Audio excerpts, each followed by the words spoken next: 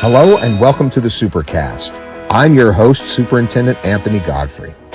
You could say they are in a class all their own. On this episode of the Supercast, we meet two award-winning teachers who go above and beyond every single day. They are educators credited with changing lives and having a significant impact on their school communities.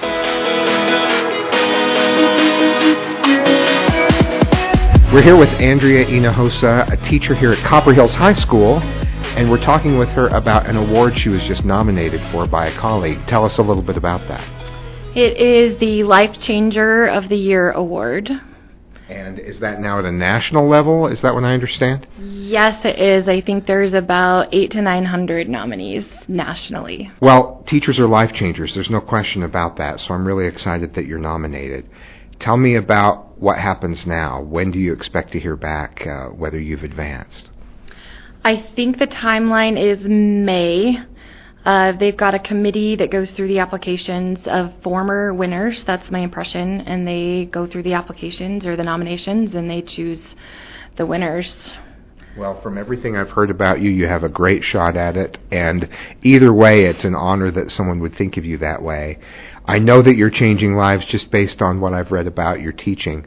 Tell us about what you teach here, first of all.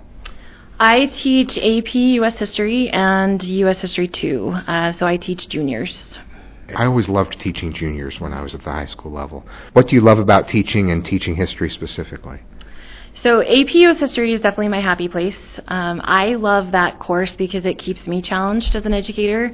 I can't afford to be complacent because we have that exam that keeps us all kind of on our toes, right? So honestly, I love lesson planning, like getting in the zone and planning out how things are going to go, even down to the minute. It's a creative process that I really, really enjoy. And that class in particular, because it's not so much me telling the kids what to think, but how to think, right? So it's not a lecture-based course 100% of the time, right? Because they have to learn how to analyze the documents. They have to learn how to extract the information. They have to learn how to think like a historian. So strategizing how to help them develop those skills.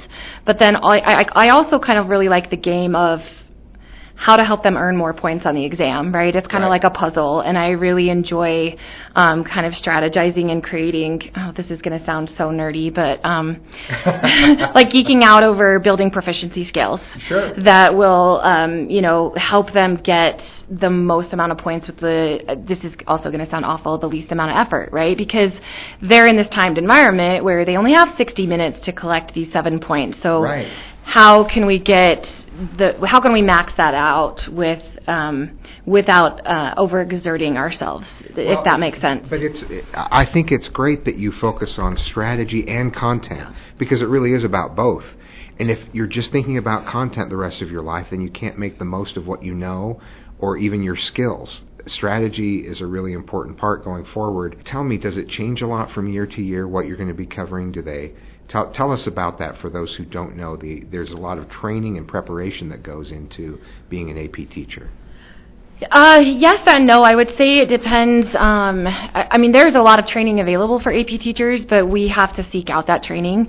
I have to give a little plug to my my district-wide PLC. I work with 3 phenomenal teachers within our district. Laura Taylor, Riverton, Kelsey Barrett at Mountain Ridge, and Caitlin Ackley at West Jordan. And we have, I dare say, one of the most highly functioning PLCs within our district. I've worked with these teachers, Laura Taylor, since the day I got this job. I reached out to her, and she and Genesee Jacobson kind of took me under their wing and gave me everything they had, and we've been working together ever since. So everything I'm able to accomplish is honestly because I have a team of teachers behind me.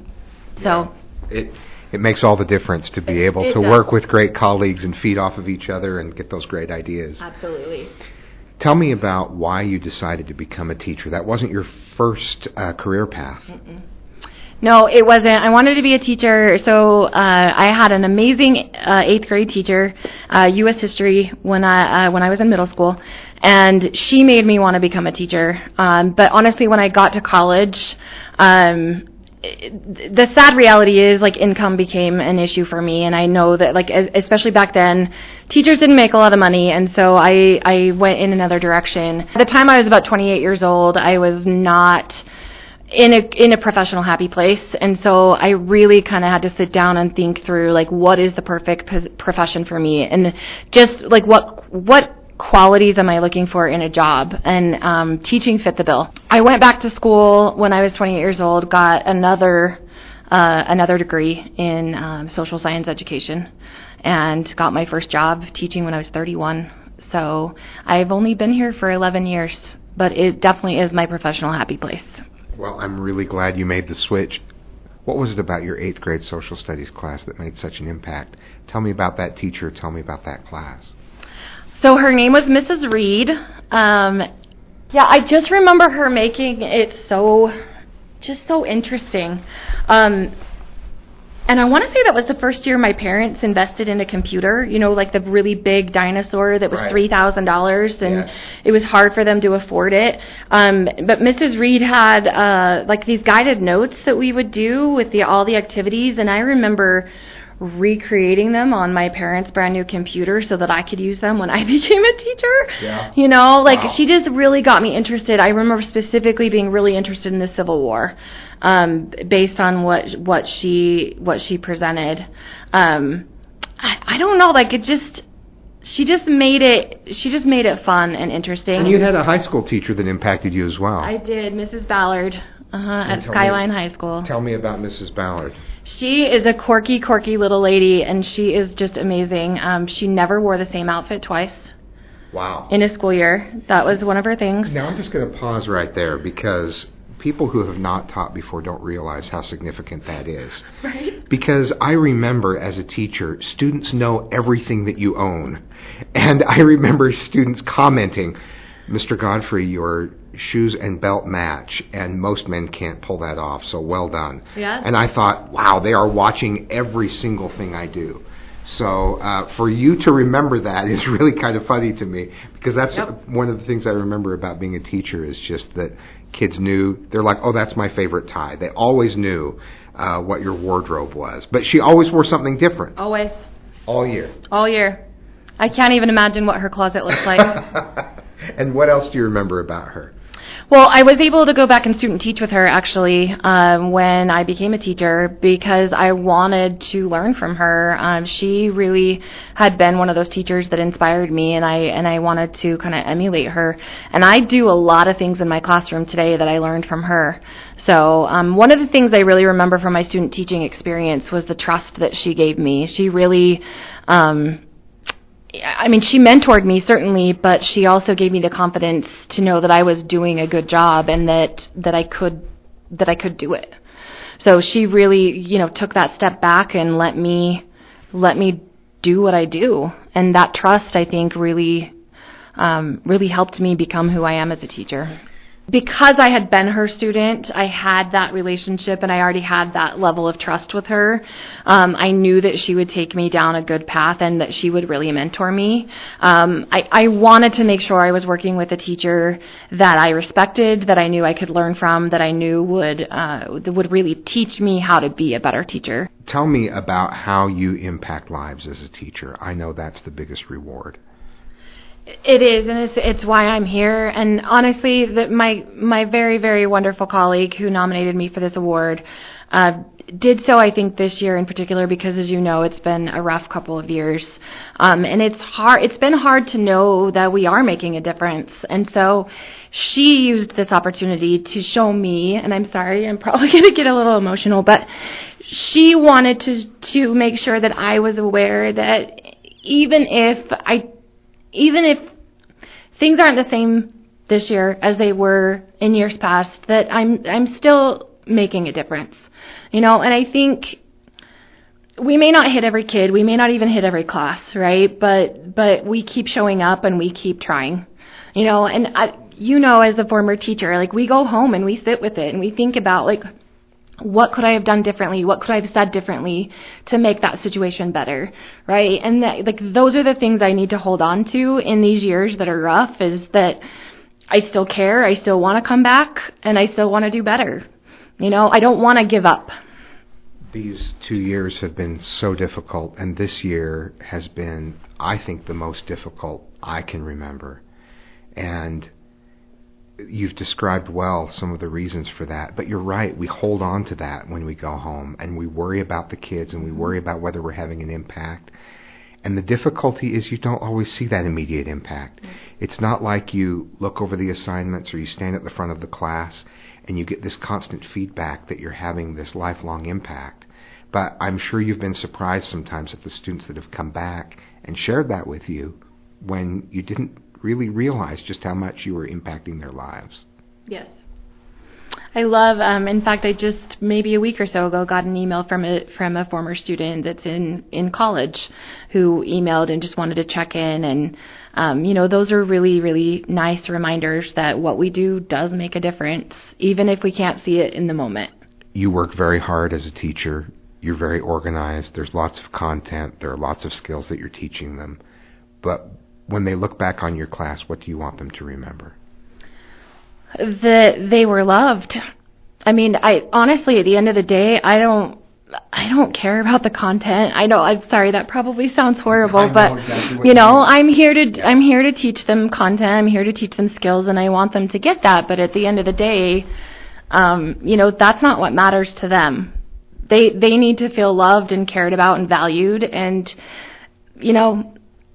I will help them pass. That I don't care about that. I don't care so much about the grade as I do about them as people.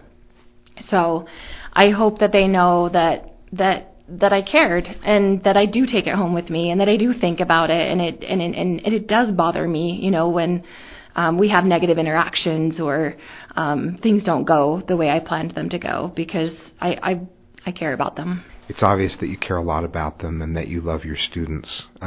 It's a real honor to sit and talk with you about it, and it's really thrilling that we have a teacher like you here at Copper Hills, and I just appreciate everything you do to have an impact on students. Thank you.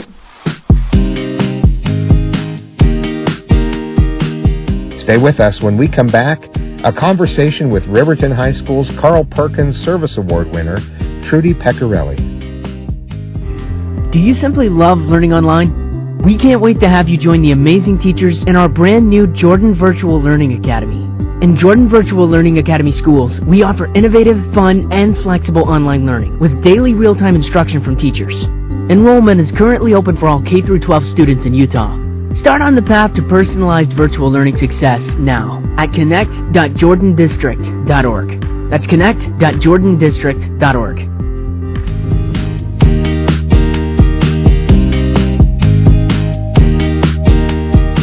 Here at Riverton High School talking with Trudy Pecorelli, who is the recipient of the 2022 Carl Perkins Service Award at the Utah ACTE Conference, so the Career and Technical Education Conference for the state. First of all, congratulations on winning this award.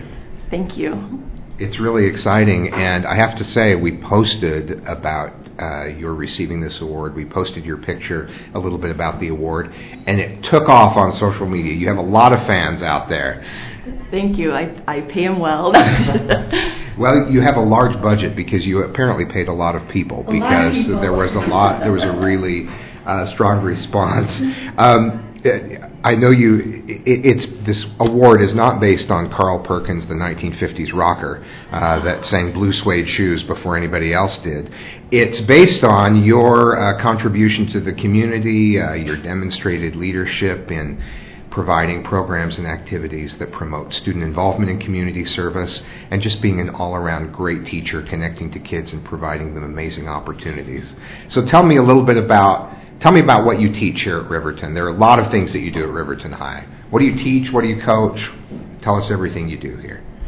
I was the first head coach here in 1999, Wow. and I was the head volleyball coach till 2011, and then I stepped down from that, and that's when I was put in the classroom. I was in the regular health, but then I went to CTE.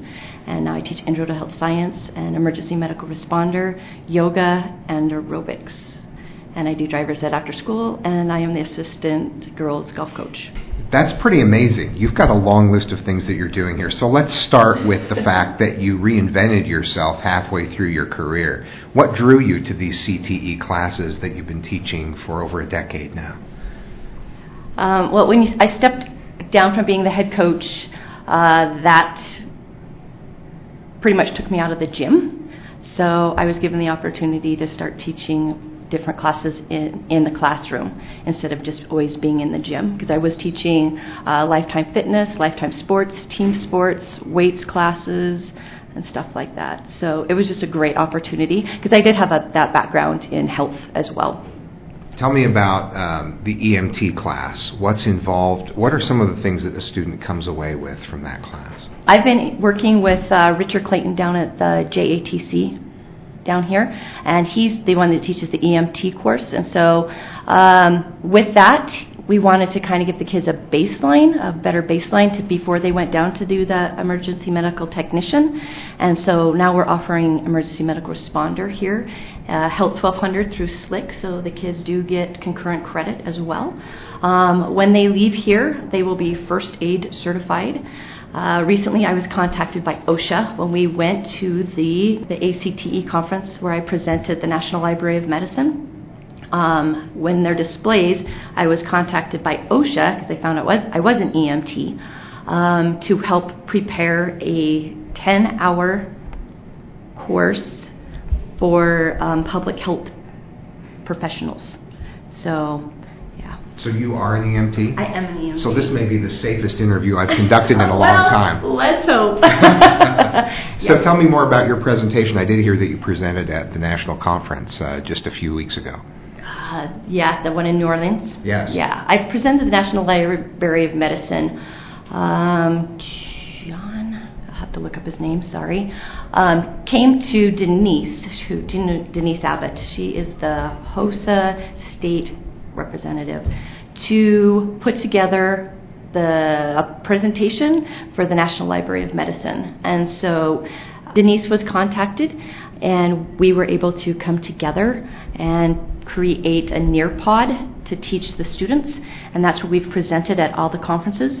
We've wrote up lesson plans, so even if you have a sub-plan for that day, that's something that the kids can follow along with. There is a self-paced guide as well as a teacher-paced guide on how to use this Nearpod. Great. And so with that, they can become a level 1 ambassador or a level 2 ambassador, learning how to use the Medline Plus. And what is Medline Plus? It's the National Library of Medicine's website. You can go on there and look up anything, and it's accurate. And because most people will say they'll just Google something. Well, that's not always the most accurate information.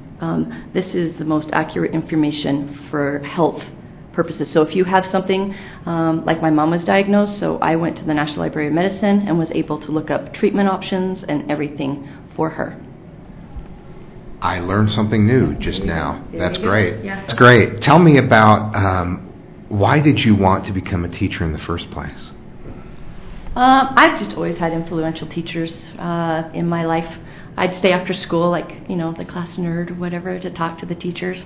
Miss Ostermiller was phenomenal. And then I had great coaches all through junior high and high school that just kind of directed me into, I've always been active and wanting to participate in sports and stuff, and this just gave me an avenue to continue on that. What were the sports you participated in high school? I lettered in volleyball and basketball and track and softball. I've said this in the past. I just wish people like you could have thrown one sport to people like me. Just give me one of those to be good at, That's fantastic. So tell me, what is it that you love most about teaching now? Just seeing how much opportunity kids have these days. It's amazing. I'm into the health field, obviously, but there's other avenues that the kids can find a niche in and just explore, which is a great opportunity for them because we didn't have that near as much back in the day. For example, like my youngest son loves auto, and he's been able to just thrive in the auto industry thanks to great teachers like, Jay Hales here that has just given him that niche in life. Like we've talked about, you teach a wide variety of classes. Is there some essential element that you hope kids take from all of your classes, regardless of what they're enrolled in? One thing about me, I guess I could say, is I'm very passionate about what I do. For a kid to come up and say, hey, I'm still participating in yoga, I found it down at the gym, so after they leave high school that they're still participating and still active, that's that end. And anything in the classroom that they can walk away, especially with a life skill. To me, I've been CPR certified since I've been 12 years old, and it's very important to me that people know that, because people I know have had to use CPR and it has saved lives. So that to me is my passion end, that if I can just help somebody get a little bit of passion for what they like, especially like in the medical field, and aim them in that direction, I feel accomplished. Well, I just admire that you, throughout your career, since you were 12, you're getting CPR certified, you've cared about health, you've cared about physical well-being, and more than that, you've cared about making sure that students have great experiences, and you've been curious and intentional about jumping in and doing new things and then turning those experiences into opportunities for the students you serve. So that's very inspiring, and I appreciate your taking the time, and I really appreciate everything you're doing for the students here at Riverton High. Thank you. This has been fun.